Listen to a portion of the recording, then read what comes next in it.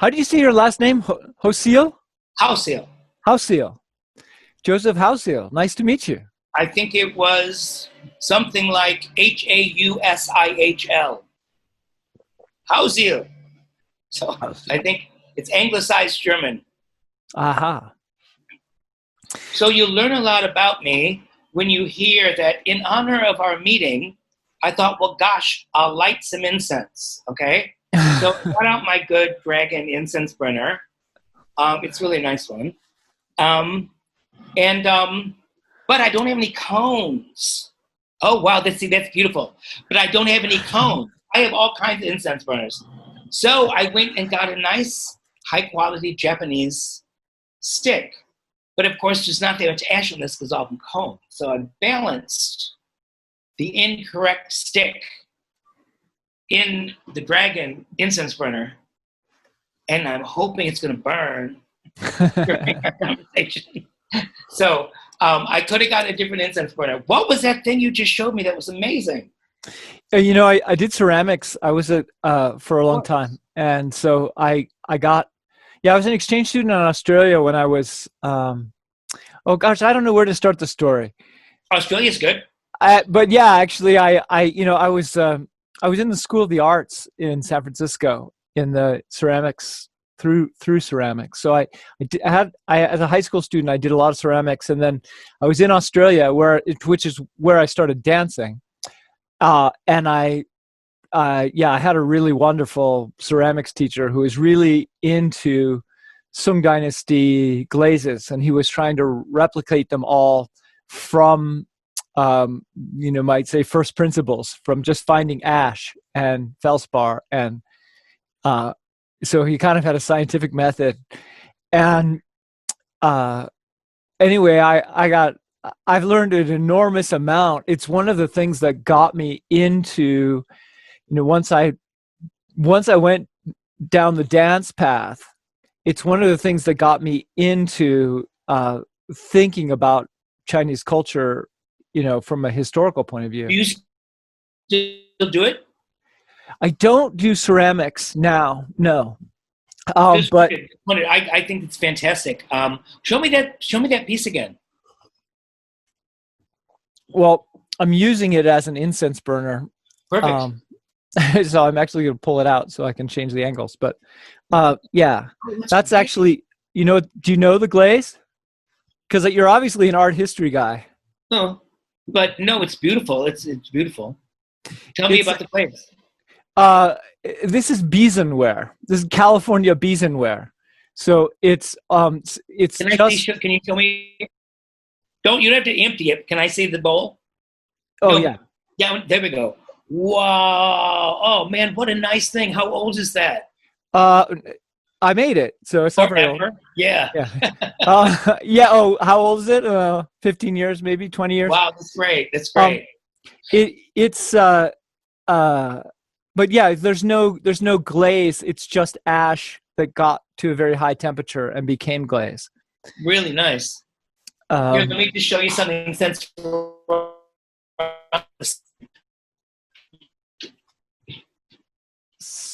Oh. This is one of my very favorite things as I'm getting rid of possessions for different moves and stuff. This is a bowl made by a Polish American guy who went to study pottery in Japan and still lives there with his Japanese wife out in the mountains, has his old kiln and stuff. But it sure is the universe in a work of art, and it's so beautiful, and it's this beautiful, it almost looks Celadon, but it's just the most perfect cosmic emptiness. Look at the center even. Yeah, wonderful, yeah. Wonderful, just a miracle that it's intact. But yeah, so I understand your fascination, and I certainly have never done it like that, but what a nice piece. Wow, how nice. Yeah, it's just a martial arts conversation should begin with pottery. It's certainly, there's the connections are so complex, right? And I got this a little bit from if anybody else is going to listen to this, I am recording. I don't we could talk about that if you want, but my mind tends to have like all these clouds, right? And it, like if you invoke the connection to ceramics to martial arts, you know, I can see all these connections, like lots of them, but it's really hard to bring people in, you know, because the average person is just hasn't done enough of either. Well, one thing, I think your writing, I'm a really big fan of your writing. I do lots of research and lots of reading, and admire all different kinds of writing and all different kinds of scholarly writing. But there aren't very many writers that can just sort of talk about what ritual means. Or there's another fellow who writes on Javanese temples, but boy, can he explain what Tantra is. You know, he can, nope, just explain it. And so you do so well bringing in a lot of different themes at once and returning to them, but writing in a manner that allows them to be followed. Just a quick aside on clouds. My friend Soma Roy, an Indian woman who lives here, I'm part of a salon that one of my patrons started that's been going all through COVID, and now is booked through October with speakers every week. This blows my mind. But Soma is an engineer who does research for all these things, and she has this thing called the Nourishment Project, which is basically to take meaty humanistic topics and throw them at people and throw them at children and things. But today at 4, our time, she's doing a thing on clouds. And I'll bet it's absolutely mind-blowing. I got another one I have to go to, but if you really think in clouds, if that really is like how you think, I would so suggest that you listen to Soma's thing on cloud, because I'm sure it will be amazing. I can send you a link. Awesome. Yeah, no, send me a link. That sounds great. There's not much going on here. Besides me getting to have conversations with people over the internet, you know, and my own practice. Now you're in Boulder. Correct? You live in Boulder? I have a good friend who lives in Boulder who just blew his ankle out. A really good runner, but one of these people that goes overboard with the keto thing and changing their weight and changing it. It's like, just take drugs. Man, why? It's so much easier. Why? Because it's like you're getting into these states. You know, though he has all these, and there's this fellow, I'm sure you know him, he's like this extreme guy, and he has all these trippy breathing exercises and running and ice bath kind of guy. Wim Hof, yeah. Yes, exactly. Hof, yeah. That's his fucking, okay, so you know what I'm talking about. Okay, so Tommy was doing these rapid inhalation, exhalation exercises when he was out for just a light normal 5K, okay, up in the Boulder Mountains. Right, yeah. And even Vim himself said, don't do those when you're moving. Those aren't supposed to be done while you're sitting still. Well, I wasn't doing them that hard. And so anyway, that's what he was doing. And kind of, you know, the Kundalini exploded. And he didn't even realize what had happened, and he completely fell over his leg and broke his ankle up in several places. But so you be careful when you train out in them Boulder Hills. I am careful. All right. Well, let me get your background a little bit, because I have lots of questions I can ask you, but they would seem like they're out of the blue without a little more background.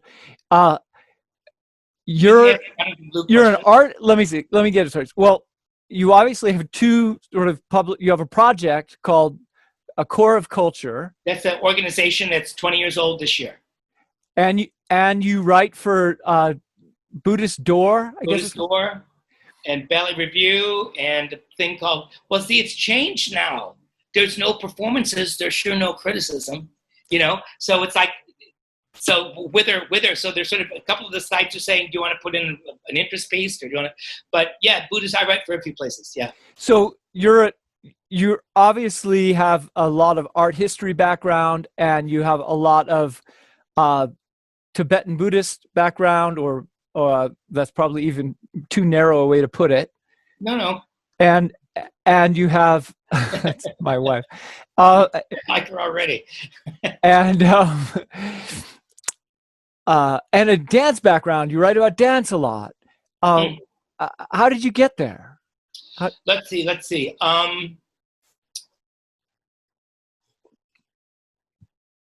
It goes way back to the beginning. I was a really good athlete when I was young. Wrestled, I dove, I all those things, and I really dug it.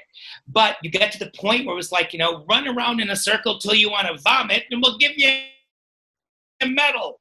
And it's like, what? There's got to be something better to do with my body than this. Didn't dislike it, and enjoyed the training. And I started taking dance lessons when I was 13 or 14. And it was so hard. I liked how hard it was. Like, wow, this is a lot harder than running. Takes a lot more. And it was a lot more, you could, whatever it was you were thinking about in life, you could sort of bring it to the classroom. You could bring it to what you were doing. And it helped it. So it was kind of became this beginning to use the body as a laboratory, At the same time, freshman year of high school, before, there was this one teacher, Ron Wilgang, died a few years ago, and there were a few of us, and we were all smarter than shit, and got straight A's, and always fucked off, and were always stoned, and never did anything, And so he came up and was like, "You three, take your English and math requirements, and every other class is an independent study with me, okay? And you're going to do Latin, and you're going to do Greek, and you're going to do medieval history, and you're going to do economics. I don't even care if you come. But we're going to have monthly tests, and you better pass them." Okay, so he gave us like all this freedom. So this little platonic school he created with us little snotty adolescent know-it-alls. But it was really, that's how to use the right books. You know what I mean? And one of the things I enjoy about your writing so much is, what's the word? I'm a better writer. You have this very robust and familiar. You don't treat books like sacred cows. Here's this one. This is a Playboy. Here with this paint, and I really love that. It's one of the things in my work now, in looking at several different traditions. Like, what's your relationship to the book? And it really varies a lot in terms of the movement. Like, one, they don't even care about the book so much. So I had this great education, and so what place was this? Where were you? Michigan, St. Joseph, Michigan. Uh-huh. I went to the Interlochen Arts Academy for a couple of years. Oh, yeah. All the tenors were on scholarship. Okay, they just needed tenors. We weren't good. But that's where I got some dance training too. But more fortunately, and some of this has just been uncovered in recent years, I got to study classical ballet with Margaret Howard from the age of 15 or so. And Margaret Howard was trained in Chicago. Ballet dancers from Russia who had emigrated to the United States, first generation.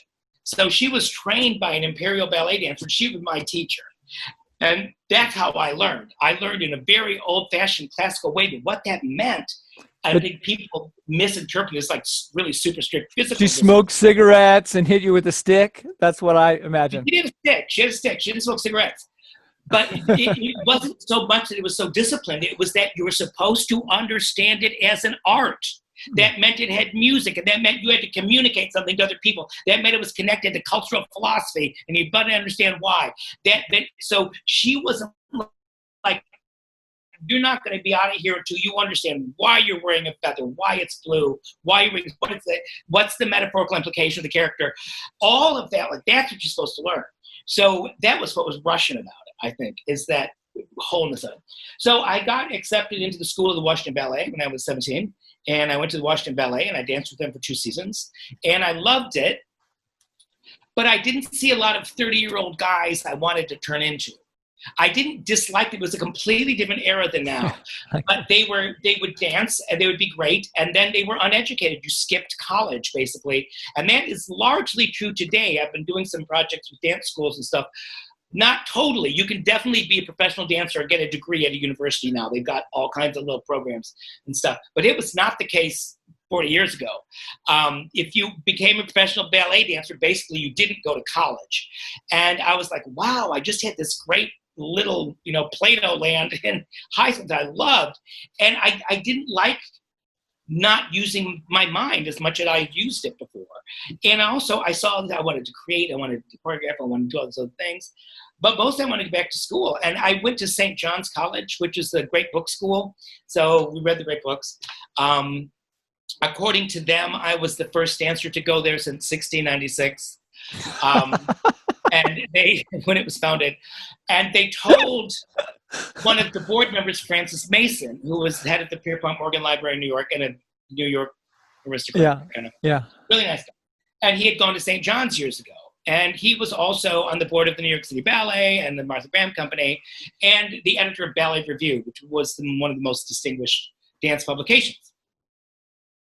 So Francis just watched me for 4 years, went to my shows. I was choreographer and director at the Naval Academy for 4 years, big budgets, big casts. It was a lot of fun. Really got to handle spectacle over there and really enjoyed doing that. Came to those, read all my annual essays, all that kind of thing. Then I graduated, I get this letter from Francis Mason. Beautiful embossed stationery, 2 letters in envelope. One is from him. And it said, I understand you are notorious. I would like you to write for my magazine. Please find enclosed here a letter that will open almost any door in the dance world for you. Yeah. And little did I know, back then on this vanilla paper with the sky blue embossing, Francis Mason, Ballet Review New York, everybody wanted to see me. From the Royal Swedish Ballet, Royal Danish Ballet, everywhere. When Nureyev was sick and nobody knew, they sent me to the interviews. So I'm like, yeah, so Francis Mason invented me as a writer, all right? And came from this liberal background. So I've been so lucky that the philosophical and the dance thing has kind of gone back and forth like that. I've been very fortunate in that regard. So I mean that gets you part way, but that's so my origins and my base at the beginning, even that far along, were really combining those two interests. And the intellectual world was less welcoming of the dance world than the dance world was of the intellectual world. Dance world was open to anything and had done some high-minded experiments at that point. So that's sort of how I got my start. And then you met David Kidd? Oh wow! Well, I went to school and I sort of realized that I even choreographed some Aeschylus in ancient Greek. He was the first tragic Greek tragedy writer, author, and we have no idea what they were doing. We have pictures, kind of 2D things. We've got text. The rhythms are in the text. The rhythms are right there that they were using. We don't know what they're doing because we don't have that transmission. And so the transmission simply doesn't exist in any kind of comparative way. And so that aspect of our own legacy is given over to other authorities to explain what it is. And whoa, fundamentally, it was a dance act. Okay, and now the people who are transmitting it and explaining it don't even get that at all. They just don't get that part. So I'm like, whoa. So I was really kind of when I realized this, thinking, wow, here's this great multi-art, socially relevant, cathartic theater form. I was so excited to learn about this thing. Yeah. And then this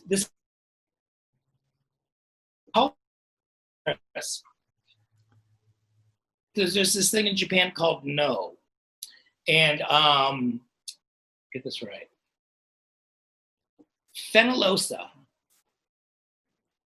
was friend and kind of secretary to the last No actor, Umewaka. Fenollosa's secretary was Ezra Pound, who got all of his notes on No. Ezra Pound then wrote these Ezra Poundish things on No. Yeah, I've read those. Yeah. And then Yates became Pound's secretary. And then Yates went on to write these No plays. So there's this transmission from Umewaka to Fenollosa to Pound to Yates in one of the trippiest, most abstruse threads of theater ever.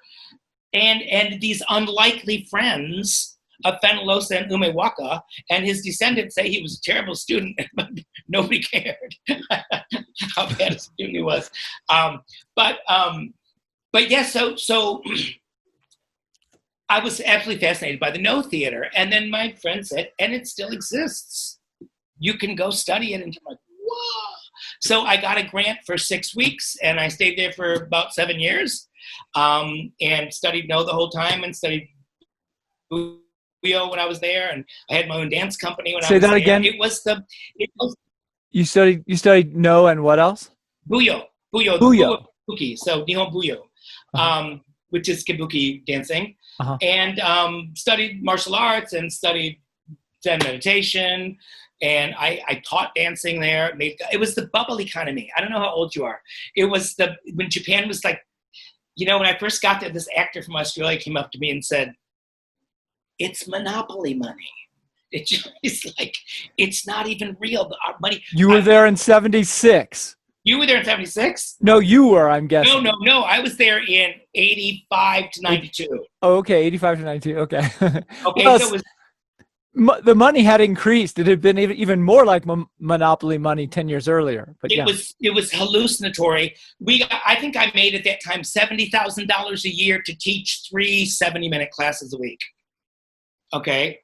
And they'd hire these great modern dancers. They liked hiring black dancers from modern companies. And they would get, $85,000 a year to teach 1 class a week. I mean, it was mad. And so we had a lot of fun. It was a really great time. And there were a lot of artists in Kyoto. And a lot of money people when it came to Tokyo, a lot of artists from all over the world, potters, weavers, painters, dancers, singers, all kinds of dancers from all over. So I created a dance company called Parnassus Dance Theater that used all of these different dancers, Buto and Baroque and Kabuki and No and classical ballet. And it was a reflection of that moment in time and that Kyoto, the Paris of the 1920s kind of thing. It was really wonderful. But that's when I met David Kidd. A belly dancer introduced me to David Kidd. He was kind of the dawn of the Kyoto scene, huh? No. David Kidd was, as I learned much later, considered to be the reincarnation of the mother goddess of Omoto. Right.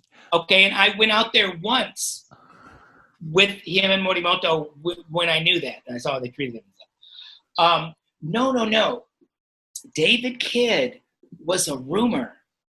Okay, like he's not. It's this guy. Oh, he was a rumor. Oh, okay, that makes more sense. Yeah. No, he's not. He lives in the. It's not really him. It's David Bowie under a fake name. Right. No, I saw him once. He doesn't go out. They stay up all night and do drugs. They've got the most gorgeous collection in the world. He lived in China. He doesn't exist. No one sees him. I went to see him once, and the belly dancer knew him, and because the belly dancers, I don't know if you know any good belly dancers, but nothing is more delightful. They're just fun. Anyway, he loved her, and she introduced me to him, and I learned the crossed wires. Crossed wires were, David Kidd did live in China before it fell. The last wedding in wall picking was his. He married into the aristocracy, so he knew aristocratic life. So when it blew up, there were very few people that knew how to put it back together. Uh-huh. And he knew firsthand where everything went, everything. So he became a connoisseur by default. Really, just he's one of the few people that knew how to put it. But he saw firsthand it just being destroyed. And so David Kidd. What was I going to do? I think I read an autobiography. I don't know where I got this book. No, that's the link. He wrote, his book's available. It's called Peking Story. It's available on Amazon. I think I read it. Yeah. David Bowie bought the rights to his book. Oh, that's the connection. Okay. And kept buying them. That's how I met David Bowie. And I staged the performances for his engagement to Iman. Oh. So we had a whole sling of performances when they were there for about 3 weeks. But David Kidd, that's the whole connection. So there all the grain of truth in all these rumors, but he did exist. And he had high regard for Omoto, of course. Does it still exist, the Omoto school?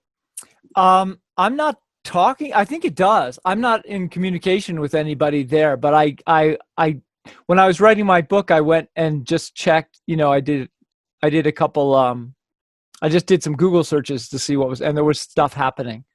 But yeah, that was, my father didn't believe in education enough to give any of his kids money for college, but he he offered to send us all to Omoto for the summer. Wow. So that's kind of what happened to me. That's one of the things. Yeah. Yeah. What was your dad? What did he do? Well, he was in Japan. He knew David Kidd, actually, because he rented a room on the same block, I guess, down the street for 3 or 4 years in Kyoto in the early 80s. And my father started going to Japan in 1971, I think, and went every year. Well, he didn't go this year, but he's been going every year.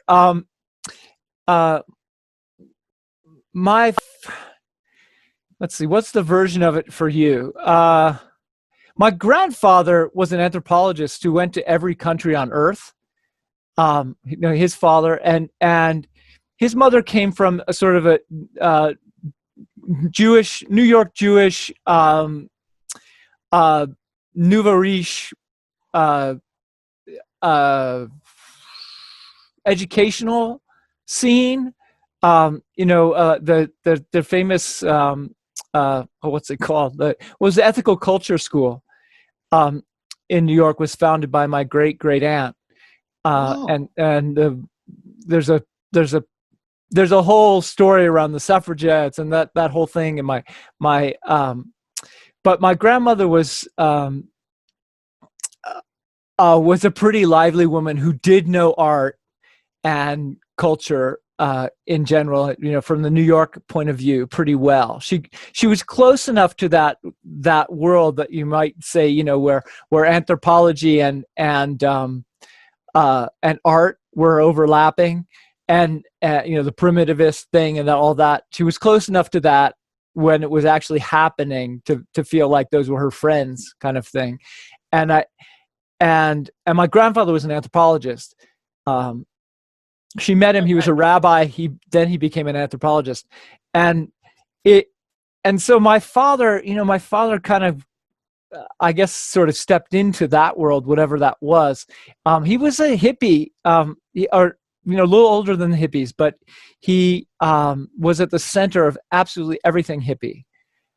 Anything you can think of that was hippie in San Francisco was happening in my living room, and he sued Bank of America and Bank of California for not promoting blacks and women. He was basically the whistleblower who hired the lawyers, which was the largest civil rights, labor and employment, class action lawsuit ever on earth, basically. Oh. And so my so I don't know. I have kind of a kind of heavy background to kind of like, oh, well, what should I do? And I went toward art in some ways to escape the expectation. I suppose. So when are you going to become a rabbi? Yeah, it's kind of weird. Is that what you're running from? Your lineage. You're supposed to take the lineage transmission and bring it forward. But it's happening. You're doing what you're doing. My wife is the rabbi now. She's been studying with a rabbi, and I go every once in a while and debate the rabbis. It's alive. That part of the dream is alive. That's great. No, that's great. That's great. No, I'm writing an article for Arts of Asia right now on the 5 wisdom Buddhists performed iconography, and I'm writing particularly about a Nepalese tantric Buddhist priest who comes from a lineage that goes back to the 6th century. And so these are very long priestly lineages. And the basic big change is, look, whatever the problems there are with caste and that sort of thing, our caste kept these rituals alive for 700 years in secret. And now we're opening it up to be held by more than our caste. And we don't know how it's going to go, but we don't know how our caste is going to go either. So it's very interesting. I even mention that you got rabbis in your heritage is very interesting, because those are priesthoods, that come down, and it's like there's hereditary priesthoods and the non-hereditary priesthoods, and there's all these different things with different responsibilities. And so the young, excellent dancer Prajwal, who was instructed by his father, you're the man to take this public and to take it international. He wears it so lightly. he wears it with such grace. It's remarkable. And it's happening. And so anyway, when you mentioned that, I'm just thinking all about Prospero's family, but those are the kind of beautiful families of people seeking to, life and transmit that to their own kids is really Yeah, we are. This is a very interesting moment, and it's very hard to read. There's so much chaos. I'm going to be talking to a friend this afternoon who I did an interview with him. Mahipal is his name. Luzin, he's Jain. He's from a Jain family, and I was always taught, whatever. I didn't read that much about it, but yeah, taught and read about that. Jains are nonviolent. They don't kill anything. They have all these very, very strict rules about nonviolence. And, when I talked to him, he's like, oh yeah, after you're 40, but before you're 40, you're supposed to get really good at killing. It's a warrior tradition, and so, I had some great conversations with him about caste too. It's leading me to another question though, which is I just read your article on Sogdian dance, and if I had read that, before I wrote my book, I might have had to include something in there. There's all this material about the god Naja and his as a spinning god, and this connection to India, his connection to Krishna, and the importance of spinning, and Bagwajang being this martial art based on spinning. And I had already considered the question of whirling dervishes, and there are other spinning traditions. There's some Mongolian spinning traditions, and I, trying to sort out is there a discussion there about what spinning is? I mean, there's Taiwanese transmedium spinning as a sort of generic way of going into becoming possessed. There's lots of this stuff out there, and I took a particular interest in Sogdian culture for people who might be listening to this long before reading your article this morning, but that just because here you have a group like the Jews, the Norse, it's West Africans who are traders, and who or the Gujarati also, these rare groups in the world who spread dance and not exclusive dance, but they often spread dance. No, And they did. I don't know how much you know about the origins of ballet and Jews, but let's go there in just a second. But for sure, right. There's all of this. We're going to master your arts and share them with other people, kind of tradition, and then sell them back to you or whatever it is. That the traders were always dealing with both tangible money and intangible culture. Always. And the Sogdians seem to have disappeared, but when you read about the Tang Dynasty, they're absolutely the source of wealth. I mean, they're incredibly important as the merchant group that lived in Samarkand. And so when I saw you had an article on that, I was like, what is it? And, it's funny too. I was at a conference, a Taoist conference, and I had like stay in a dorm sometimes, and a roommate, and he was, not particularly interesting, but very sweet guy who had been studying he wrote a couple books on a Tang Dynasty empress, and I didn't know about them, but I was talking to him, and he said, "Do you know anything about Sogdian dance? Because I keep running into this stuff, and I have no idea what it looks like or what it was for." So anyway, so go ahead, tell me a little bit about Sogdian dance. No, I can tell you an interesting thing about spinning. Hula dancers spin, or Arabic dancers spin, dervishes spin, a lot of people spin.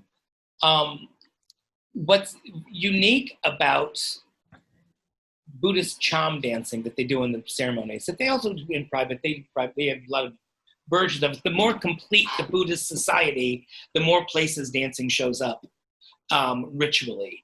Bhutan, even though it separated the kingdom, the kingship from the head of the religion, it was a theocratic unity before, the head of the religion just kept all the kingly behavior.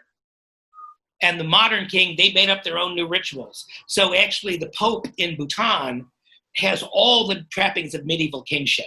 So you see dancing everywhere. He doesn't go anywhere without two dancers in front of him with dhammarus, jumping back and forth. It's so cool. But anyway, this Buddhist Cham dancing. This is the mudra for dhammaru, by the way. That's right. That's right. Got mudras on the brain today. And the interesting thing about Cham dancing is it doesn't go one direction, it goes both directions. It goes this way, and then it goes, and they do it like they jump up and spin and land and keep spinning and keep spinning and keep spinning. Well, it's a spiral, so actually you don't really change directions. You just end up going the other direction. But it looks like you're going da-da-da-dum, ya-da-da-da-dum. So you're spinning to the right, then you land, and then I'm going to go spin to the left, crash into the dust, and I'm going to go spin to the right, blah, blah, blah, while the whole big circle is going one direction, clockwise, or in some cases, counterclockwise. Okay, so you've got this anti-rotational. That's how you're going around. We put a camera, like a spy camera, between the skulls of the mask, so we could film it. And to our amazement in this dance, it made an almost perfect sine curve. Okay, as I was going around, they would throw themselves forward, flip themselves around, and come to the side. So the whole thing started this way. So, but we couldn't show it in the museums because it made people car sick. Okay, it was like whoa. So we couldn't use it. So what kind of head? Not a ballet head, it's not a no head, it's not a Tai Chi head. What kind of head do you have, a body head, do you have to do that for fucking ever? And they rehearse it for fucking ever. And what I mean is they will do a 14-hour day of dancing, followed by a 12-hour day of dancing, followed by an 8-hour preparation dance day, followed by, again, they're strong as monks, man, they're so strong. So there's so much dancing, so much repetition. Almost all Asian dance forms are rooted. Almost all Indian forms, almost all Chinese forms. Tai Chi is rooted, Peking opera is rooted. Cham isn't rooted. Cham is like, whoa, Cham's like gyroscopic. It's not rooted. Now, I'm really interested in these dances that went into Pakistan and the Northwest Territories, and the Pride several times. I've been to Pakistan a couple of times and worked with dancers there. Haven't gone to places I'd like to go. But there is a dance. I can tell you the story. It's a good story. I was driving in London to see a movie with my friend Roz, and it was a long ride away. So we hired a car, and we get this car. Now, I have this thing where if I can't tell where somebody's from, they're Pashtun, okay? Because Pashtun look like anything, okay? Any combination of anything. So we're driving. I'm like, this Pashtun. So I asked the driver, are you Pashtun? How you know I'm Pashtun? I'm like, well, Pashtun, friendly, handsome people. Everybody knows the Pashtun, And then I pretended I didn't know the name of the dance. I'm like, isn't there a dance that you guys do called Atak or something in these? Is Atan? And I'm like, yes, it's the Atan. Now, do you know the Atan? Everybody knows Atan. Okay, everybody knows the Atan. Okay. Then he says, I can tell where somebody's from by how they do the Atan. I'm like, wow. And then he says, let me tell you about best Atan I ever saw. Okay. He used to be a lorry driver for military caravans when the U.S. was fighting Russia in Afghanistan. Okay? Mm-hmm. They got pulled over and ambushed by the Taliban. And they went to this little village. He said, I tell you, television's sugar. They were so happy. So he said they were so happy, they went into the mosque and did Atan. And he said they had no instruments. So they went into the kitchen and they got pots and pans and they did atan. And he said, it is very, very, what was we trying to use? Like sacrilege. Very, very, very, very sacrilege. Yeah. Okay. Your dance is Because basically the next day, they were ambushed. All the Taliban were killed. Wait, say that again? The Taliban the next day left town by different routes. They were all ambushed. They were all killed. And he's sure that it's because they did the atan inside the mosque. That's why. But the atan is this dance that goes both directions. And it's very widespread in Afghanistan. Sometimes it's done just by guys. Usually it is. The technique trickles into the bacha-basi, the boy tradition. But it's this turning this way. And then even sometimes they practice. They just go half turn this way, half turn that way, half turn this way, half turn that way. Well, Bagua goes this way, and then it goes that way. Yeah. That way. And not that many forms go both directions. Like, which way does it go? The palm is to change the palm, you go the other direction. And most forms don't. In Sufi, you go one direction. In most forms, you turn one way. So I think there's something very old. And I also, the thing is that Guru Rinpoche, who founded Tibetan Buddhism with a dance, and is the father of this Cham dancing, he's from Swat. He's from that very area where that atan dance is performed. And that's such an unusual choreographic thing that my hunch is that there is a relationship between these dances. And I don't have any idea how it might connect to Bagua, except Bagua is one of those rare forms that turns in on itself, that goes both ways. So that's my spinning story. Do you want to tie it to the Sogdian? No, just that they were famous for whirling. They were considered the Sogdian whirl. That it was a whirling dance, and not a lot is known about it. Just that it was a whirling dance. And in terms of art history, it became a meme very quickly. Right. So it became the same. Everybody knew what it meant. It symbolized that dance. Everybody knew it. So it's interesting in that regard that sometimes the depictions do reveal something about the technique more than other times,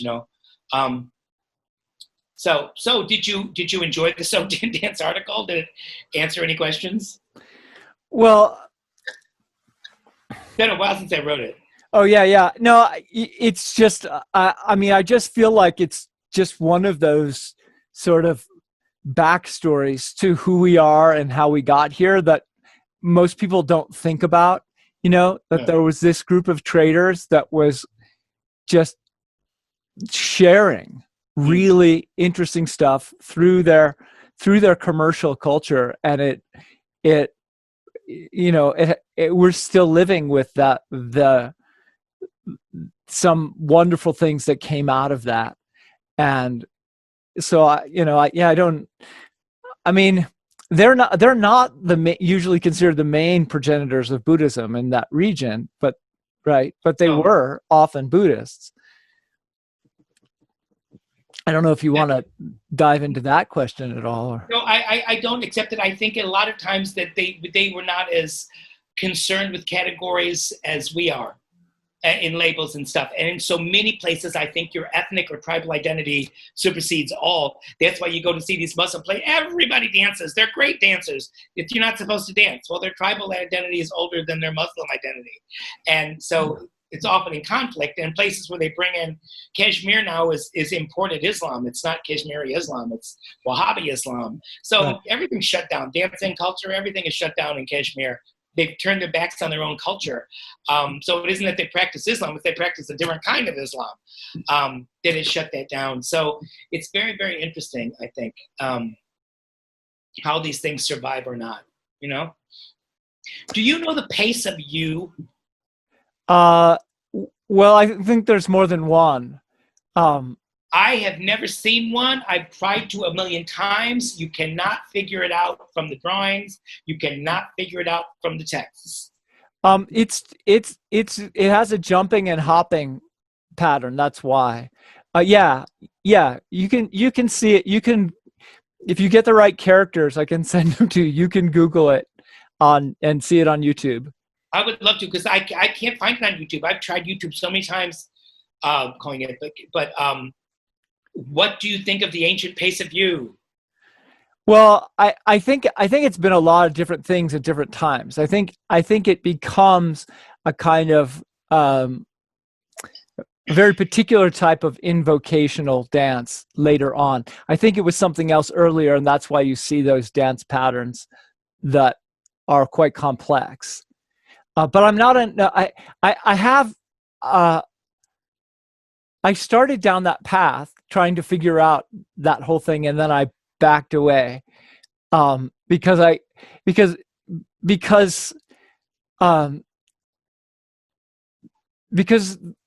the type of questions I was asking only had this one window through Taiwan, and it seemed like that window was unverifiable in its connection to the rest of China.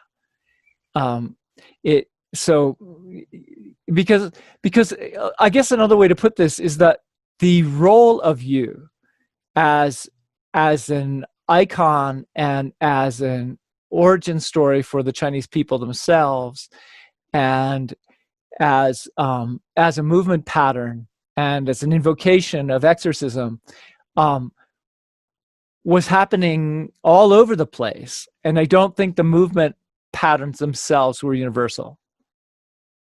That's basically my take on it, which is why I said that, why I was sort of willing to say that the beginning of Tai Chi is just, pointing to this thing, not necessarily his step. See how they correspond. How does because I've never seen it, and I'd love to have seen it somehow, and I've tried to do it different ways, but what I like to see it, say, how does it correspond to this famous passage? How does it correspond? I can't figure out those footsteps at all. I've encountered, as I'm sure you have, many different kinds of dance notation, and there are many different kinds of dance notation, some more intuitive than others. But the little footprints, I don't know what they mean, because they're not physiognomically possible a lot of the time. So I don't know I don't know what they symbolize. They must symbolize. They do involve hopping, but I think I think you're right. It's a talisman. When you see it written like that, it's actually a talisman more than it is a dance pattern. I'm not saying it's not a dance pattern, but no, it's the talisman of the dance pattern. Yeah. That makes sense. That makes sense. And a lot of times that what's being stepped is star patterns, which are being. The one I'm talking about mostly is the one that goes down the famous one. I've seen several, but there's one in the middle of the Nadon chart where they walk in a big circle and then go out the Big Dipper. Yeah. And then there's another one that's just walking on the Big Dipper itself. Those are the two that I'm aware of. Yeah. And so a big part of the dance in that sense is a visualization, right? And there's this whole idea that what you're doing is you're dancing a certain pathway to chaos. You arrive at chaos, deliver your message of emptiness, and then and then come back out into a pattern, right? So there's this sort of like, there's order, there's no order, and now there's order again. Idea of travel and of time. It's almost like time travel concept that you're going outside in space time. You're going outside of time to fix things, and then you come back in. And when you're outside of time, you just see problems differently. Something like that. Well, that makes sense. And I think that if that's what you're doing, that the dance on the outside, yeah. I mean, I'm not sure where to take this conversation, but I'm really at the moment interested in the way in which two different types of dance seem to exist. And one is where you do a whole bunch of steps you call them steps, or you do a short pattern, and you connect it to another short pattern, you connect it to another short pattern, and now you have a new pattern, right? Which is very complex, well, often rhythmically very complex. So you may connect it to a new pattern. You may, like if you go to a modern hip hop class, it's like you might actually have like 40 movement patterns that you're supposed to like link together in a 1 minute, 1 or 2 minute dance. And whereas Ghanaian dance patterns, you have like a base movement pattern you're doing, and you work off of it, and maybe you change to a different base movement pattern, but you work off of it, return to it, work off of it, return to it. There are a lot of different ways it happens, but you stay in something. And so a lot of times dances will, like you're talking about a dance that you do for like, I don't know, for a day or two, right? Where it's the same pattern, or maybe it gets complex, but then it returns to simple. It does, yeah. Right? And that these are, I don't know. I'm just interested in like how to, these two things are the same thing, but not the same thing.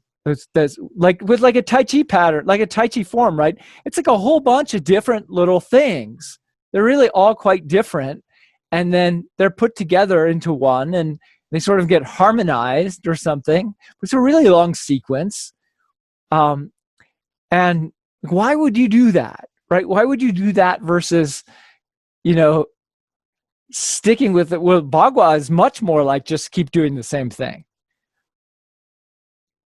Well, I delight in movement, ease of memorizing things, ease of transmitting, ease of teaching.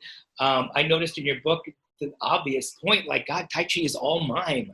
It's all mime. Think about that. Across my mind, it is all, and it's all. Sometimes it's not taught that way.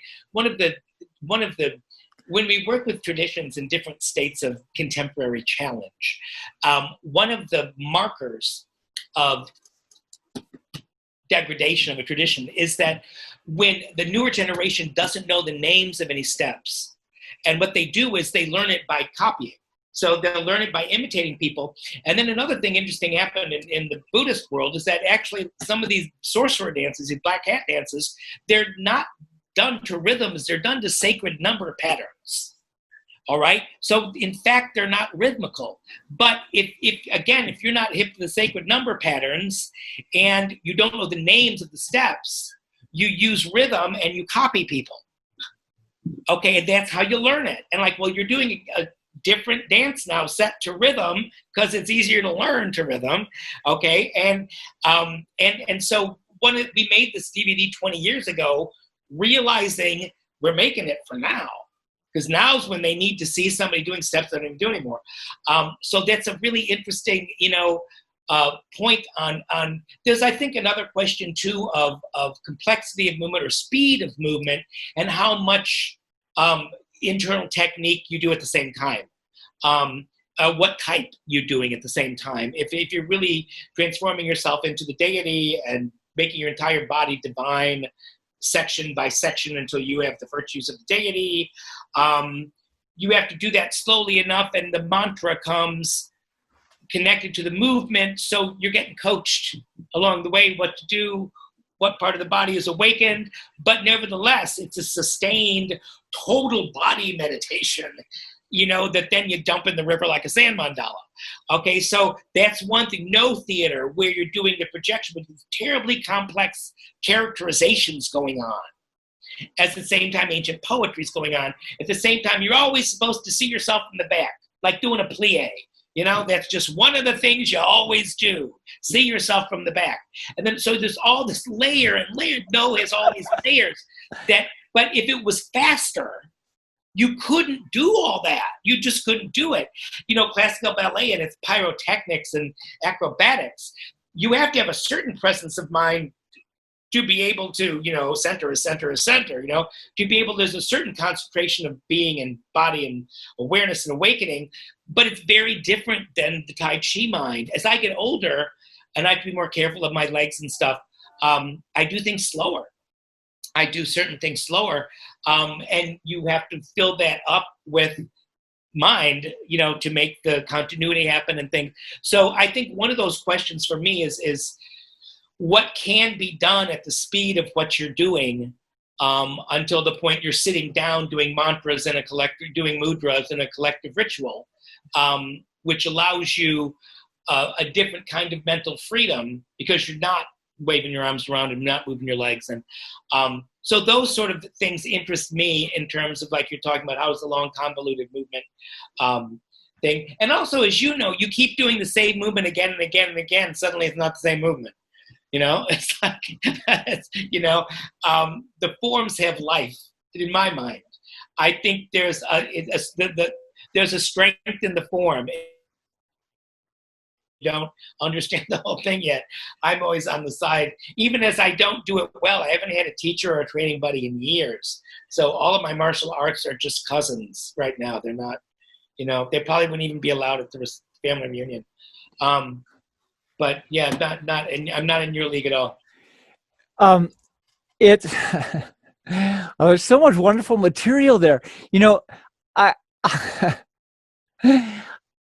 yeah, this is kind of funny, like I want to talk to you about details, and then I want to talk to you about general theories, which means we're going to have to talk again, because I can't possibly cover all the bisecting concepts here. One thing that I wanted to say just is that I studied Shimai, which were these sort of intervals, these short intervals for no performance. No dances, Shimai are no dances, yeah. Yeah.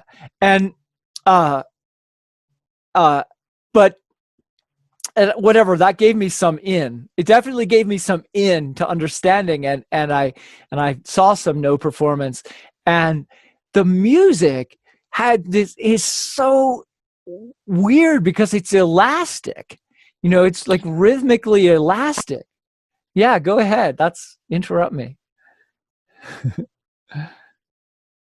David, he called it two things. He called it found rhythm. And he called it variable time flow. Okay. Hey, just say this again, because our connection got messed up. Okay. You said elastic. Right. Like, very, very good. David Bowie, because we had some no perform for him.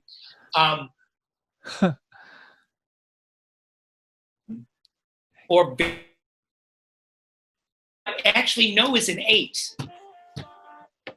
Okay? No is actually an 8. But there's things like, there's these 3 things, 2 drums and a flute. And one drum is on 1, 6, and 7. And the next drum is on 3 and 4. And the flute's on 8 and 2. Okay? So every 4th pattern, you're all together on 5. Right. Okay? Right. Fuck. You know what I mean? It's like out of nowhere comes the same, but it's an 8. The other thing is, if the guy is taking a you before he hits, I can stretch that thing out. I can make it short. I can play with that. And so 1, 2, 3, 4, 5, 6, 7, 8. So they blow holes in it with these shamanic calls.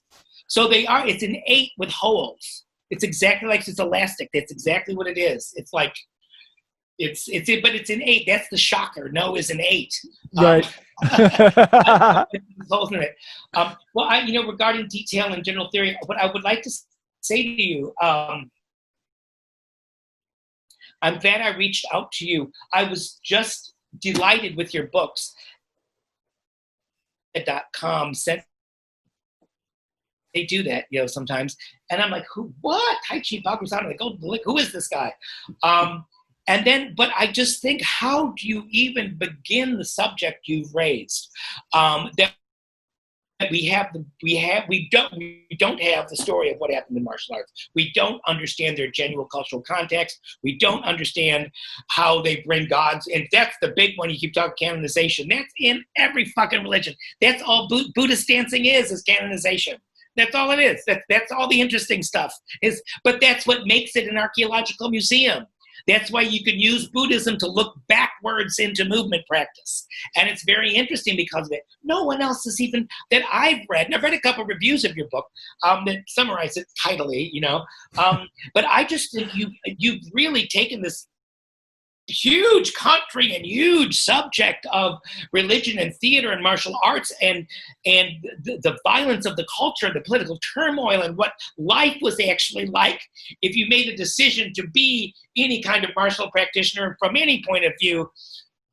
Really, really good. I just hope, I don't know, are you banned in China?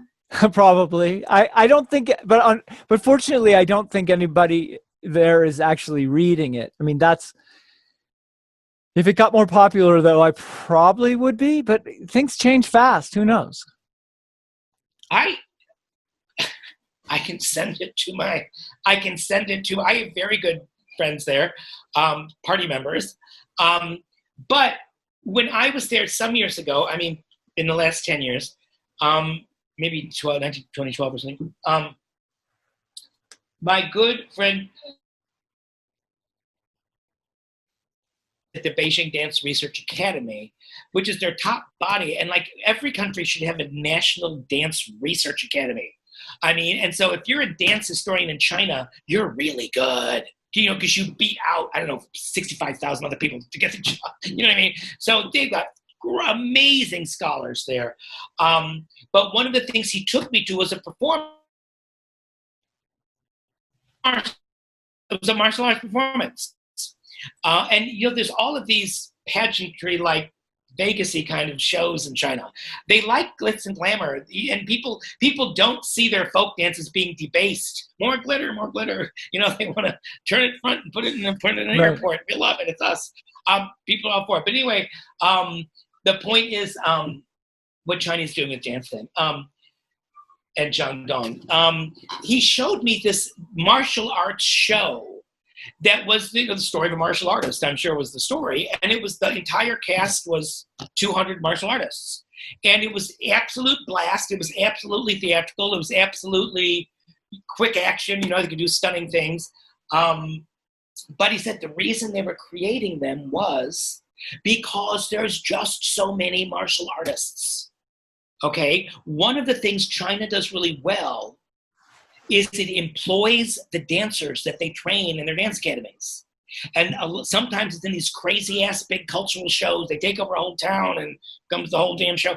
But at least they're giving people jobs, you know? It's like, so when like, wow, we got lots of martial artists, make a martial artist show. Make 100 martial artist shows. And he was the producer, my friend was the producer of the show. Like, what'd you think of the show? Hey, it was a total laugh, you know?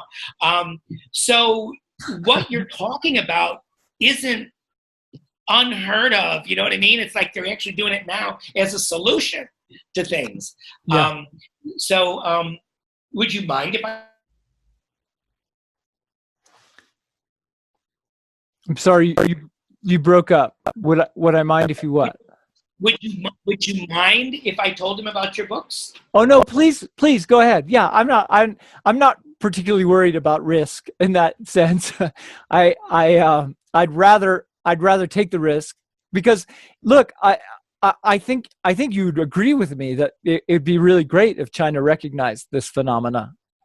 Well, let me tell you something. One thing that surprised me, no, I take it back. My own ignorance doesn't surprise me so much anymore. But I got to interview the head of the National Ballet of China and all this, and I got to see the revolutionary ballets with the rifles and all that. And it was really great. So I asked her, like, oh, you're from the United States, and you're doing Dream of the Red Lantern. I'm like, are you not doing these propaganda ballets, these Maoist ballets? And she said, for one, we don't call them Maoist ballets.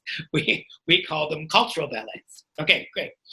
And are you not doing them in America for political reasons? And she's like, no. Red Lantern was a huge hit in America as a movie.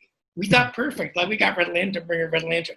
And then I asked her also, like, is the reason you went to the Soviets for your ballet training, you know, was it political? And she's like, where was America in 1940? Where was England in 1940? You didn't have any fucking dancers. You were in no position to train anybody. You know, it's like you had Russians going to your America. So, of course, we went to Russians. Where'd you? Of course we did. So really good questions. But I just think also in meeting the scholars and even some of the young PhD candidates and stuff, I was surprised how daring I thought some of their critique of the 60s was, and critique of the Cultural Revolution was, and the role of those ballets, although they're highly esteemed now and very popular. I didn't see anybody clamping down on critical assessment of that period. So I don't know if they're ready to go look back at, you know. I hope so. I mean, I think that we have this years. If you're talking 12 years ago, a lot has changed in 12 years. A lot. 12 years was a peak of openness. 8 years ago, maybe. But yeah. I would say 12 years ago was a peak of openness, and it's been kind of shutting down, and it's I know I did an interview with a guy who says he can't go back. He was looking at I mean, right now he can't go back. He got into the archives and found all these executions of martial artists who were ritual martial artists, religious martial arts cults that had been fighting bandits and using their invulnerability rituals to fight bandits. And the communists came in, and they were a resistance stronghold, but they were interrogated and then executed, based on the fact that they were believed in this bizarre religion, right? And so and he found all these, and he's been writing about it. He's been doing his dissertation on it, but he doesn't think he can go back because he took this thing which they don't want to talk about now. There are rules against history telling.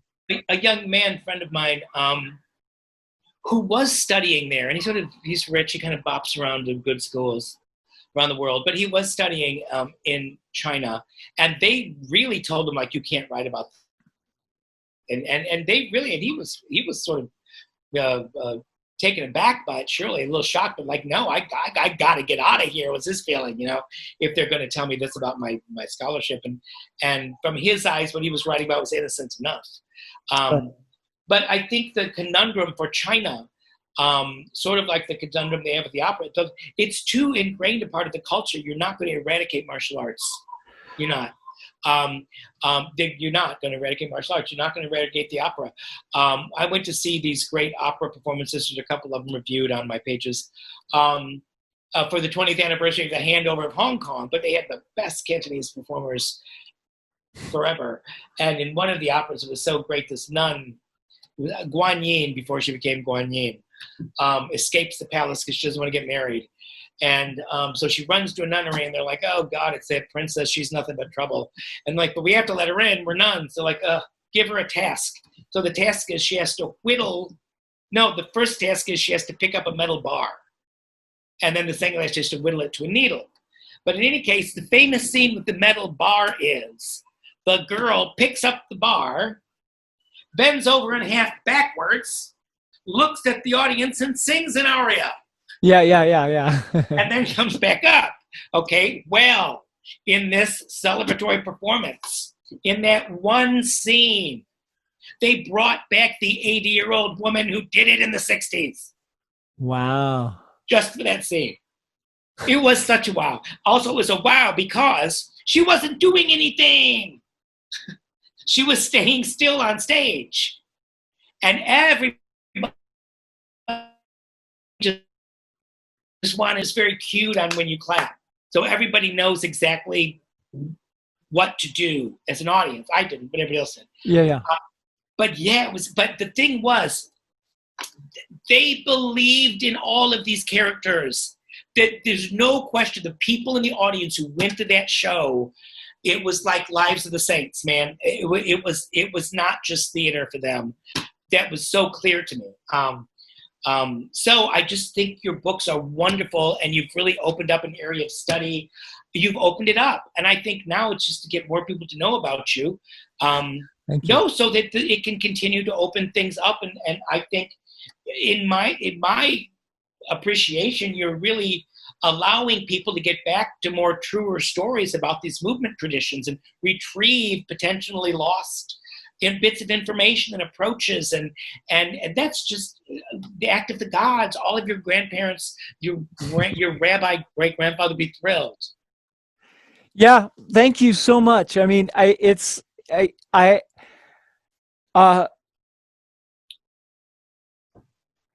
you got it. You got it. And I think a lot of times people are not getting it. I think because you got it because you're already big. You already can see all of these things. And I really do hope that more people get it, because I really do care. I mean, the thing you just expressed is why everyone should care. Right. And it's like, but you have to know enough about. I sent when I found out your book and started reading it, I sent it out to my listserv of like 6 martial arts buddies over my life. These are my best friends, including Millicent. Okay, none of them wrote back. None of them. And I'm always like, you bastards! Like, when do I recommend a book to you? Okay, do you even say I'll check it? And so, but finally, I had to tell Millicent, like, Millicent, you've got to know who this guy is. Just to be your professional, you know this guy. So it's very interesting. That itself is a very interesting question, and I don't know if it includes a bias against dance, which I think is widespread. But I just think, to my mind, it had some of the things you wrote like had a real quality. Things you've said, like, God, that makes so much sense, in terms of trying to understand. But it goes back to China willfully erasing its own culture, and that's the tricky breach that I think you've begun to cross. So I'll do my best and to finish. I'm just finishing this one second. But I enjoy it. I haven't enjoyed reading books as much. I've really enjoyed reading your books. So thank you for the pleasure of reading them. So much. Yeah, thank you. Yeah. No, that's certainly it. Got to get people over that one bridge. That often happens. And then they're in this like, well, wait, you mean the story? I don't have a story.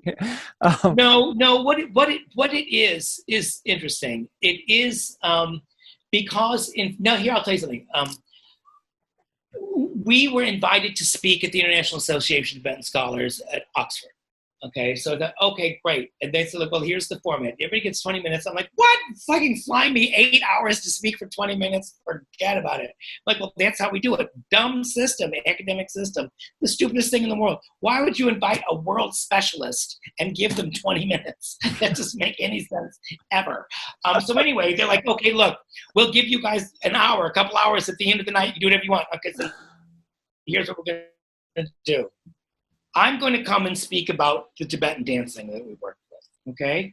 My colleague, Jesse, who was a live-in martial artist of a swords master in Japan for 12 years, all right? Brilliant martial artist, went to Cambridge, all right? He's my colleague in all my troubles in Himalayas. He's going to come and speak about the martial arts tradition, in particular, the literary tradition of the martial arts, right? And then Millicent's going to come and talk about the dance tradition. They have literature, martial artists have literature, dancers have literature, and then you guys think you just own literature. Okay? And it's like, you're not the only literary tradition in the fucking world.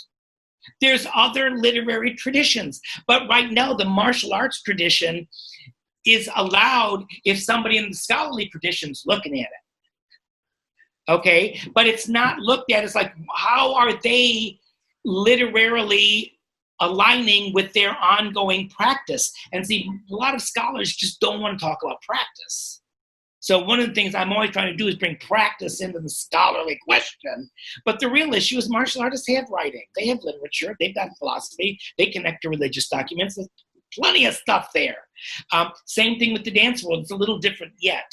And there's certain thing other than writing in the dance world. So I think part of it is that what you're writing about doesn't fall within a traditional discipline. It crosses over a lot of them. So you get people together, get all excited about it. Now what? We'll start our new Esalen colony, and we'll devote ourselves to becoming, what? So what would be a next step? What would be, who ought to hear this? It's a really good question, I think. A question of success. a question based on success. Where does this great idea get new things? But I think that's why what you did is so triumphant, because it really found a place where there wasn't anything there before, and it's perfectly readable. It's delightful to read. It's really well illustrated, great sources. You've got so many sources in there. So thank you for your beautiful books. Wow. Just taking that in. Thank you. You're welcome. I hate to change the subject because I'm curious about your connection to Dzogchen. Oh, my connection to Dzogchen is several. I know some Dzogchen masters, and more specifically that I had worked with the museum in Italy connected with Namkai Norbu, who's a Dzogchen master, and has a version of Dzogchen that's a little unorthodox. Mm-hmm. Even though Dzogchen's a little unorthodox, he has his own ideas. So that would be in as much as Dzogchen has to somehow be distinguished sometimes from Tibetan Buddhism or from Zen or Dzogchen or whatever it is. So I have to be conversant with it enough, and my experience of it is with teachers in Japan and the Dzogchen community in Italy. Do you have a connection to Dzogchen? Yeah, so my Taoist teacher, Liu Ming, who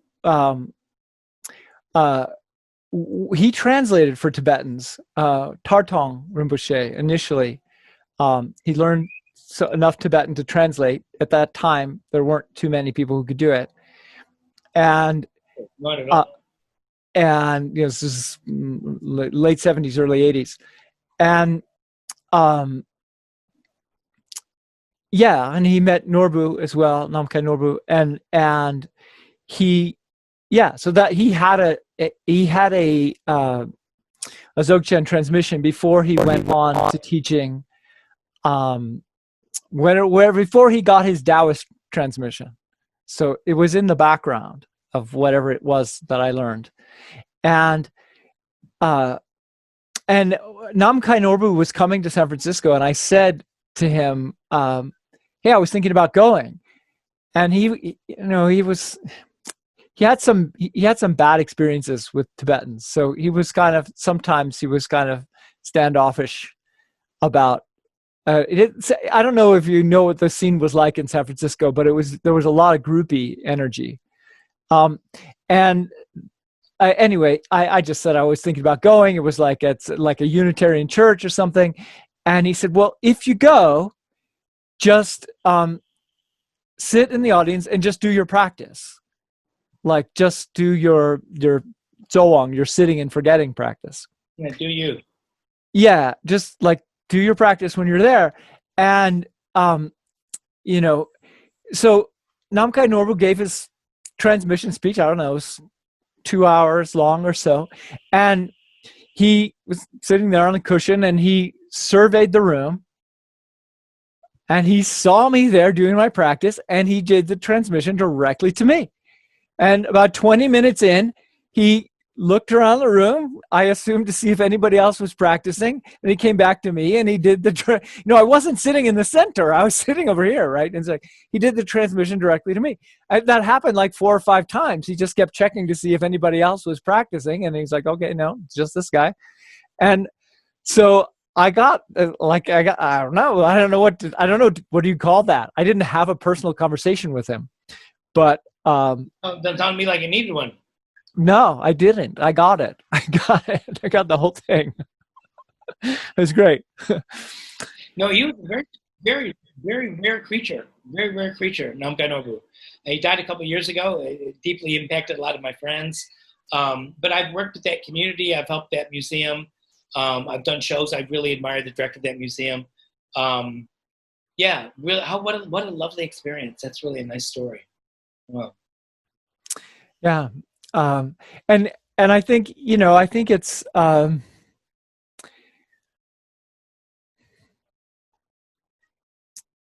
it's just one of those openings.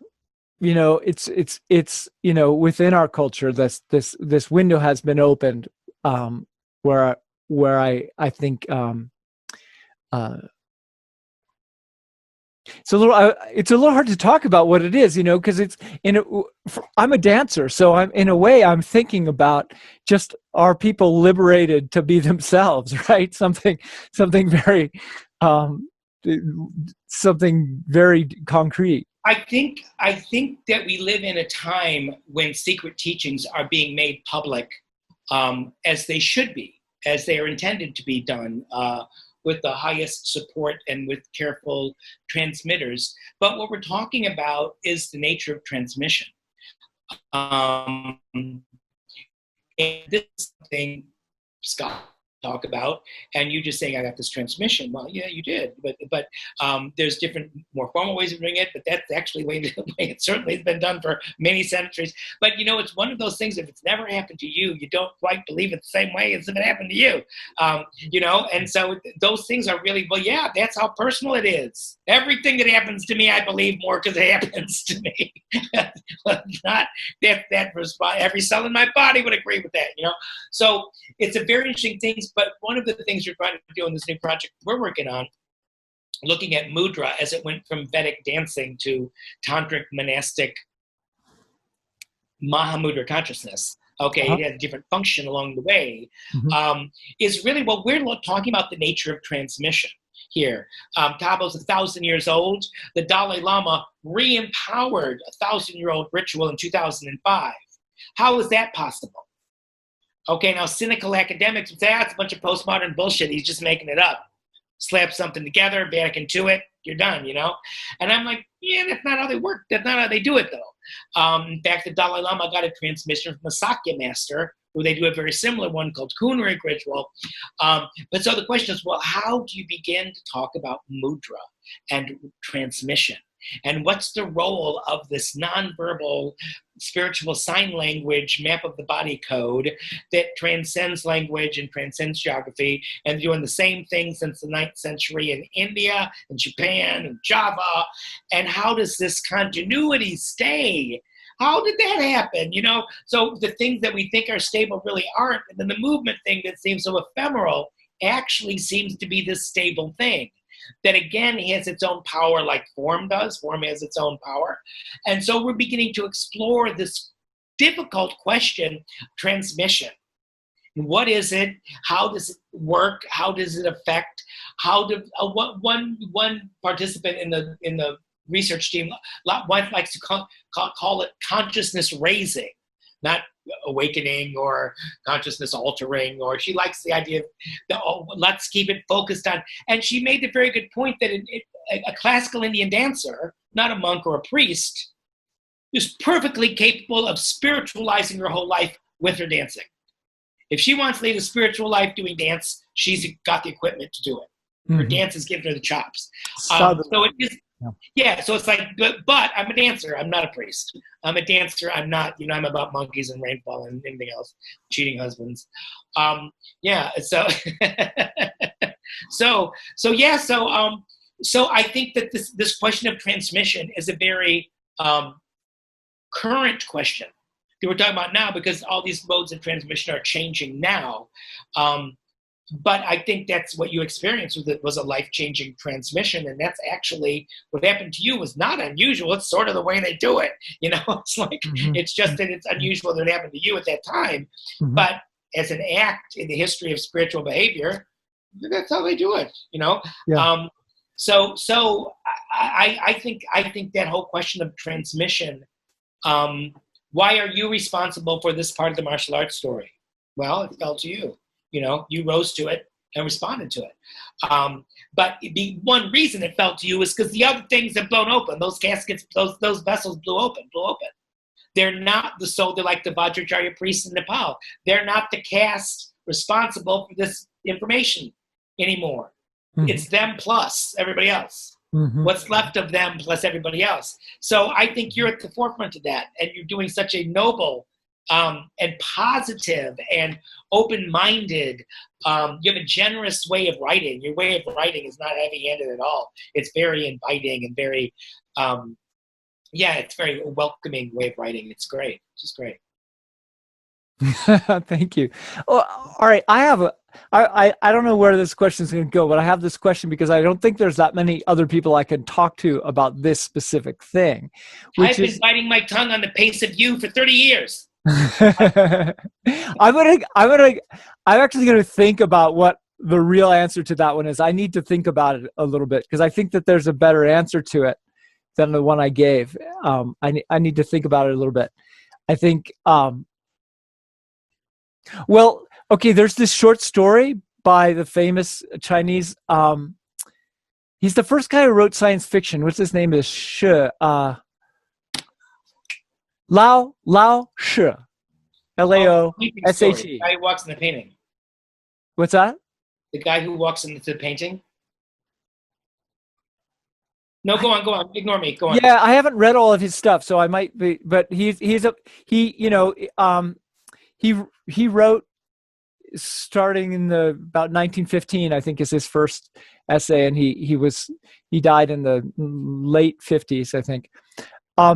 And he has a short story which is just like, it's sort of like how martial arts used to be. He wrote in the 30s, and it's all sort of allegorical weirdness about this spear fighter called, his name is I don't know, Death Spear or something. He's got some name, and this challenge he gets from this guy who walks with a limp. And anyway, it's a short story, and it has been translated into English. I spent a little time studying the Chinese too, because I mentioned it's footnoted in my first book, actually, somewhere in there. But it was like this story, this fight between Naja and Da Yu, the great Yu, and that sort of there's and that's actually how he's saying, like, that's what martial arts used to be, was this fight between these two characters, the young and the young and rebellious and the old, and now everybody's old, is sort of the story. It's all kind of gone. Like, the old is gone, now the young is old, and like nobody.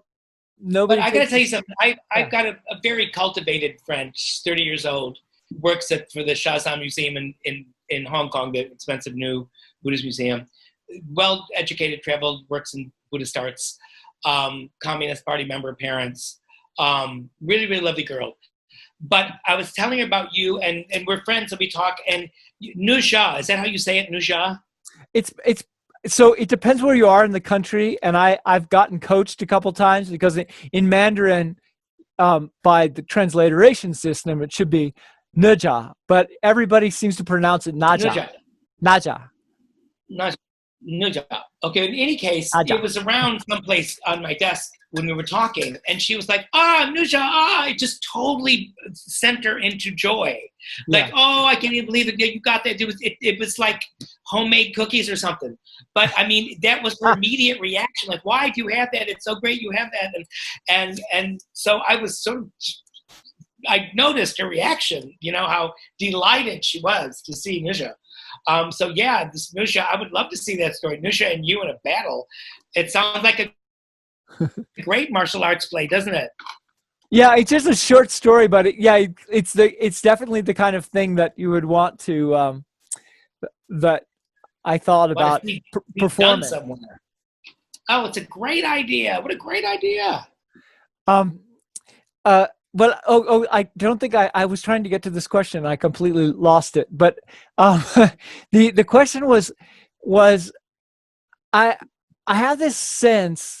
I had this sense when I first started talking to you that you were, when you were talking about your initial ballet training, that here you have this, you got this window into a form of early modernism that was still deeply connected to an earlier era, a more romantic era, a more rooted in place era that had it.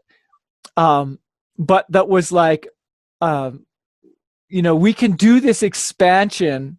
We can do this expansion to the abstract responsibly or something. Like there was almost this, and that I think is sort of characteristic of the early moderns, that people are, when you just dive into modernism, you end up having no roots, or imagining that you have no roots. And that I think I'm bringing this up because the martial arts world is full of people who imagine they have no roots, and so I don't know. Do you have any thoughts about that? Like where do you place yourself, or where do you think the entire, some of these larger art movements went wrong, or do you have anything to say about that? Well, does the name Sybil Shearer mean anything to you? She was a modern dancer. Sybil who? Shearer, Shearer, Sybil Shearer. She was in the 30s the toast of New York with Agnes DeMille and Martha Graham. And Sybil Shearer, beautifully reviewed, incredibly, acclaimed dancer, solo modern dancer. And she just, at the peak of her fame and rising fame, she just left and moved near Chicago to a place called Northbrook, and became friends with another artist woman named Helen Morrison. And Helen's husband built Sybil this Bauhaus art studio with moving walls, and she lived sort of as a recluse and made some of the first dance films and didn't show them to anybody till 1995, when she made them in 1944, and was one of these really great artists. And she was a very good friend of mine. I met her when she was 70, but she lived for another 25 years. So we were very good friends. But she didn't, if it was on a piece of paper, it just didn't certify anything to her at all. So any sort of thing like marriage, just, what anything that she was an anthroposophist. She knew Rudolf Steiner. She liked to watch ice melt. You know what I mean? And she could do all these, she was this really fascinating character, this truly independent woman. At the same time, she was sort of Victorian, very proper, very chaste in her manner, but funny as shit, and super artistic and super philosophical, super independent. And I was asked after she died by the Encyclopedia of Modernism to write the entry on Sybil Shearer.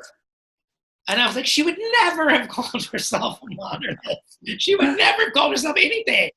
The last thing she would do is isted herself. I mean, and so then they're writing back like, well, you could say this about her, you could say this about her. Why don't you say that about her? Right. But you can say that, I don't mind. But she was just doing her own thing. So I've had people write about my choreography in epochal terms. I got to say, but basically, I am a dancer by nature, basically, and I have the trust of dancers, and I certainly have the trust of all these monks and nuns and priests and all these floating weirdos. Are all my good friends, and they trust me, and they're, in one way or the other, they're challenged by the modern world, and they're my friends. I respect them so much. Like, it just makes no sense to put myself in a 35 generation dancing priest. No, really, you go in front. It's like, So I feel the way about everybody I work with. I've had a great life. I'm having a great life. I really admire these people trying to figure out what the possible next step could be that's positive in terms of their own continuity is a really challenging thing. And sometimes befriending them is a huge part of it. Just being their friend and cultivating these friendships. And these friendships are like, don't you think your martial arts and your performing friendships are some of the strongest ones you have? Yeah, it's just really funny that you're saying this, so I landed in Boulder, and I had some minor injuries really from writing too much. I really had to kind of isolate myself to write. And so my body was hurting, and I was like, oh, what do I do? Massage isn't working. And those are important questions. Right. So I noticed some Ghanaian dance. Actually, I started taking some Ghanaian dance, and then the guy left for a while. He was gone, and I found this other guy. His name was Ajay, and he was National Ballet or whatever, the National Dance Company of Ghana dancer for 11 years, I think, and he's super well connected, and he was the first one to come out here, and so all these people followed him, like, and moved to Boulder. So there's a huge Ghanaian community, huge. I went to a funeral. We went to go perform. I ended up joining his dance company. We went to go perform. Fantastic. I know. We went to go perform at a funeral for a chief, a Ghanaian chief, a Denver Ghanaian chief. And there were other chiefs there. There were about 2,000 people, mostly from Ghana. And it was in the snow, and it was like, it started at 11 p.m. It was really, anyway, I just stepped into it, right? And so, fantastic. That's real dancing. That's what dancing's all about. And I'm learning so much. The music is, I've studied I studied Congolese and Catherine Dunham stuff. So I mean, I had a way in already, but the music is so complex, and the drummers we have are world class here.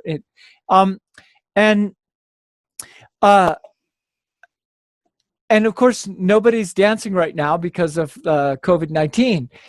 And so I went to see him and hung out a little, and he's like, "Well, you can come play soccer with us." So, because they're playing soccer now, and so I've been playing soccer for the last 5 weeks, and I have a set of cleats, and I'm Soccer's safe? Isn't soccer just huffing and puffing around each other? Well, we're in a big space. We're wearing masks. I don't know if it's safe, but I can tell you it's making me new friends. Oh, I'm glad about your new friends. Stay safe. I mean, I'm being so careful. I just think we've gone from weird to weirder to weirder. Absolutely. So we need you. We need everybody. Thank you. I think, it's taking me in a new direction for sure. There's an African guy out here with a couple other people that right in front of my house here on the lake, they do martial arts classes. And he's black, he's from Africa, and so is a couple of the guys that study with him. But he always is as alive as if he was on a dance floor. Always. And he doesn't do it in a tight, he does it like he's dancing. And his body is just so alive all the time. And he throws little bits and pieces at different people who are really earnest to learn from him. And he's a big guy with really long legs, really long arms. It's just amazing watching him move, because he moves like a dancer, but it's real martial arts. And then all these people come around to watch. And that's part of the lesson. Okay, and because you want to watch him because he's so fun to watch. And then he's showing these different things to the different students. And then, of course, as you know, children start to imitate it. Little kids. Little kids will start to imitate it. Women will come to look at the guys, So it'll start build up, and it's just like watching this guy. But the quality of his movement is just so totally alive, like he's at a club dancing. It's just so alive and so rhythmic, and it's so... it's bigger than the martial arts movement that it expresses. It holds the martial art forms, not the other way around. But I haven't seen him in a while. I've seen him a couple of times out here. I always enjoy watching him. One thing that I find really interesting is something, we have this word spirit in English, and I think everybody agrees they can see it. Almost everybody agrees they can see it when it's there or when it's not. And it's closely related to that idea of transmission. And I don't know. I mean, I guess part of it is me, I spent all my whole life around movement, and you look for what you look for the keys. You look for the keys, that are going to get you into whatever it is you're seeing or about to do. And that's one of them. If you can catch, how does the spirit come up? If you can see it, and it's almost like you can catch it, and then you're closer to whatever's happening. And I know it sounds abstract and mystical, but I'm talking about something very real. Well, I think if you're going to talk about catching, you have to talk about throwing too.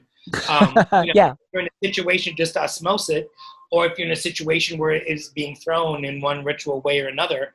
I remember, I've told this to a few people, we lived in Bhutan for 5 years. We were there more than 8 months a year for 5 years. Working for the king, we had all these privileges. But one of the things we got to see, we went to a monastery, Naka. And it was at night, it was like 8 or 9 o'clock at night. It was completely pitch dark, no lights. It was a medieval castle, there was nothing there. Totally, all of the monks came out. Old, young, boys, crippled, all the fucking monks came out. And they started doing this pattern in a big circle, like a horde of flapping robes, okay? Then they went, you roll over a couple of kids, the kid gets up, and rolling the other way. And they did it for like 3 hours. And they, in the complete dark, the old ones, the young ones, the dead ones, the kids, and they're caught up in this this is how this dance goes. It goes like this, then it goes like this, this is how this, and they're very odd contrapuntal steps, and it's all that, it is complex. What's the easiest way to teach you? Throw them in there, start churning butter, see what happens. What a great way to teach. What a great way to teach. I had never seen anything like that, but it was like the whole monastery teaching the whole monastery, all of the old monks teaching the young monks. Just get in there and learn it. And you couldn't see. It wasn't like if anybody made a mistake, it was too dark. And of course, they probably have better eyes at night than we do. But it was just totally about getting that energy you're talking about. It was totally about catching that wave. And once you got it, and it was a meditation-induced wave that the older ones had a little more handily than the younger ones did. But it was just as you're saying, like, yeah, and if it's set up that way, you can really affect that kind of a transmission. But I've never seen it anywhere else, anything like that happen. But it was, I just thought it was really great. Do you have a clear idea what the type of meditation, or another way I would ask that question, is in that dance, or this is Cham? This is Cham, yeah. I've written about it actually, yeah. It's a form of deity yoga. Uh-huh. It's in Vajrayana Buddhism. There's many forms of deity yoga, and Cham dance spectacles is deity yoga. Yeah. And so it's multiple deities, not a single deity. Well, it depends. Yeah. I mean, like it's so good at looking at it. Like I was raised Catholic, so I mean it's like Pantheon of Saints. They do this saint at this church, they do this saint at that church. We do these 7 saints, we do these 9 saints. 5 of them cross over, 4 of them don't. We're Benedictines, well, we're Cistercians. We're whatever. You know what I mean? So they're all on the same team, kinda, but there's distinctions in rituals, ritual patterns, schematas. It's all the basic idea of the sand mandala. It's all the basic idea of you become empty. Once there's emptiness, you can become anything you want. Once you've become what you want, you can let that go like a sand mandala, and then you've really transmitted emptiness as you've embodied it. So that's the basic, that's the Buddhist shtick, one way or another, Yeah. And so in a Cham dance, that would be the fundamental going thing, the monk individually, and then the monks collectively for the people there. And some places are more serious about the meditation than other places, and some places are more about the dancing, and that was a great answer. Is there a clear body fruition? Body what? Body fruition. I mean, can you, if someone's been doing this dance for a couple hours or has been doing it for years, can you touch them? Is there something you can feel when you touch them that's specific? I don't know what that means, but I would say that dancers who've done it for a long time are graceful and expressive. And also, but it's like if you look at monks that even don't do it, that do mudras all day long, their hands are so expressive. All they do with their hands is ritual things. That's all they do. Yeah. That's all they do. They eat. They do other things. If they have to break something, they have to fix it, or if they need to paint something, they go paint it. But basically, they're doing ritual movements all the time, and it makes an extremely graceful. Monks are graceful. Monks are so graceful. Basically, anytime you look at a smattering of monks will be a poetic scene by accident because they're so. Do you have any thoughts on so in a sense they're dancers by another name? Well, do you have any thoughts by well, I mean that was just to be provocative, but do you have thoughts on the taboo against dancing?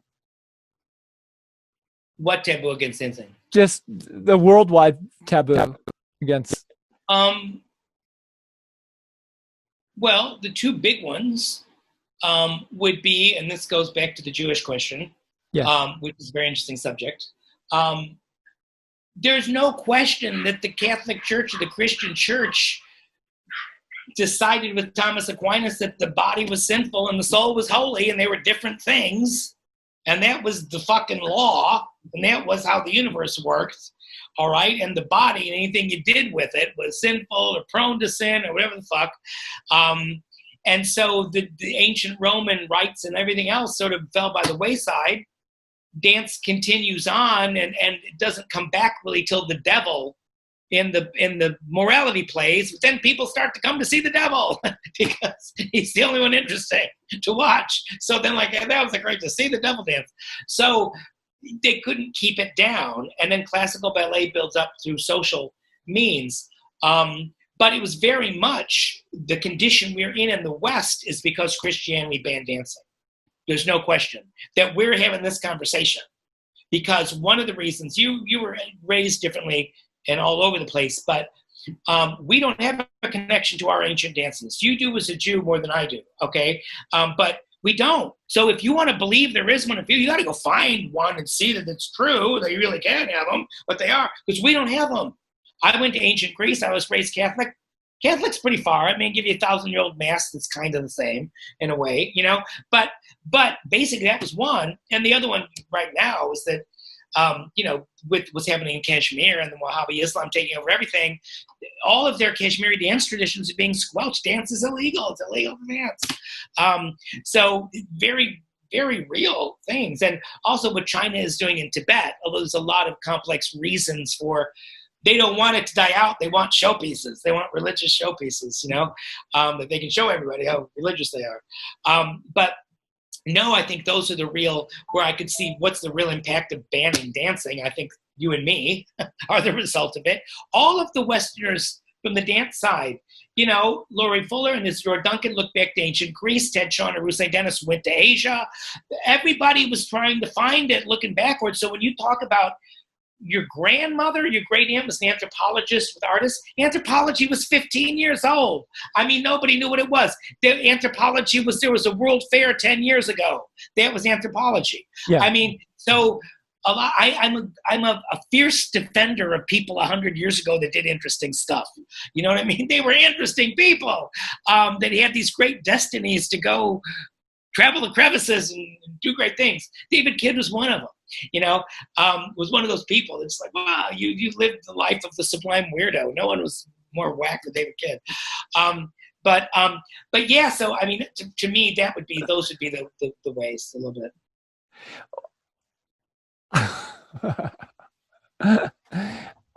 Did you want to? What's the Jewish connection to Russian ballet? Oh, Jewish. This is interesting. No. One of the earliest, if not the earliest, dance treatise in Western civilization is by Guillermo de Hebreo Pisano, William the Jew of Pisano. All right? Why do we know this? Because he called himself William the Jew of Pisano. Why is that important? A lot of the other Jewish dance masters didn't. Okay. Now, what do we know about Jewish dance masters in the Renaissance? They were everywhere. All right. And it was kind of social convention, fighting, swordsmanship, etiquette, socializing, dancing. You could break into a dance, you could break into a fight pretty quickly. In this situation of courtiers and merchants and small kingdoms, okay, out of this milieu, professional dancing comes that will ultimately become ballet. This is where ballet comes from, okay? Now, what they're finding out is that when the French court then really institutionalized the school of ballet by positions, okay, well, a good number of those choreographers were Italian Jews who changed their name to Beauchamp, okay, who were the choreographers for Lully, all right? So they believed that not only were the Jewish dance masters prevalent in establishing not just the dance, but the theory of dancing, all right, which gives it a basis in an intellectualizing, humanizing world. It's comparable to other studies, all right? That's kind of a Jewish mentality also, to raise the level of thought in a cultural way, civilizational way, you might say. Well, then to say, well, not only that, they made it to Louis's court. They got married into families and took the family's name. So no one is really sure which of the choreographers of Lully, who created the first Baroque great operas, and then Rameau, and then I'm forgetting somebody, but it'll come to me. Corelli, were in fact Jewish choreographers. Okay, so the question is, we know from William the Jew of Pisano, who wrote this dance theory on earliest ballet, you might say, that there was a presence of Jewish dance masters, that it continued on into France. The question is, where did it come from? Okay, Lucian mentions there were Jews in Rome when he's talking about pantomime and other things. So the question is, how far back? And so you're already talking about Jewish merchants that are going to these different cultures, bringing back cultural components, cultural items, bits of music, pieces of clothing, and then mingling in these other societies. So to me, there is a very missing link if you're trying to make unified dance theory, you know. There's a missing Jewish link going from pre-Roman Empire through Roman Empire to Renaissance Italy and into the French courts, as far as dancing goes. Okay, so it's really, I think that's just juicy. Juicy thing. And you may find out that these dancers are more related than we thought they were. You know, who knows? But I think it's really, really fascinating. Yeah, that era, and not I'm sorry, I missed the last thing you said. We have a delay. I was going to say, it's not a pace of you dead end, but it's almost that. You know what I mean? Like, I wish I could go further on this question and try to understand more. But well, I have some friends in the martial arts studies world who well, at the very first martial arts studies conference I went to, was the first one in Wales. You know, some people heard me talk or whatever, and they're like, you know, this worked in Europe too. I was talking about China, and they're like, well, you know, a lot of this stuff hasn't really been worked through yet, but we have these books by these guys who were, you know, in the 1400s mostly. They were talking about who were traveling around teaching both dance and dueling. And that it was a class, you know, and they were literate. Oh, yeah. But they were a low caste of some kind or class. And so, like, why were they? Maybe it is because they were Jews. But they would go and they would talk about their amazing feats. You know, they would have an announcer, and then they would do some kind of theatrical thing that would then bring in customers to either learn dance or dueling. I had not thought about them being low caste because they were Jewish. I have been to a secret synagogue in Siena that was absolutely mind-blowing. But actors and dancers have traditionally been low class. You know Yeah, what I mean? sure. You So didn't. I mean, so I don't know. I have no idea. I'm just saying there's a bit of a puzzle there that could be that could explain at least part of it. You're right. You're absolutely right. You're absolutely right. Yeah. It's sort of like that. Well, they called in Asia jumping into the ocean, right? Which meant to become an actor, because you couldn't leave. One sin, like circus folk. Yeah. Well, listen, let's talk again sometime, shall we? It's really nice to meet you. I'm a big fan of yours. I admire you very much.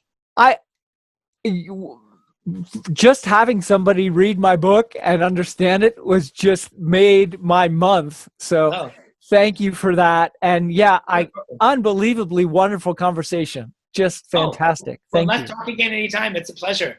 I can't, very few people I can have a conversation like this with. There are links below to Joseph's writings and how to reach him. And if you enjoyed this interview discussion, please subscribe and we'll do more like it. And also check out my books on Amazon.com.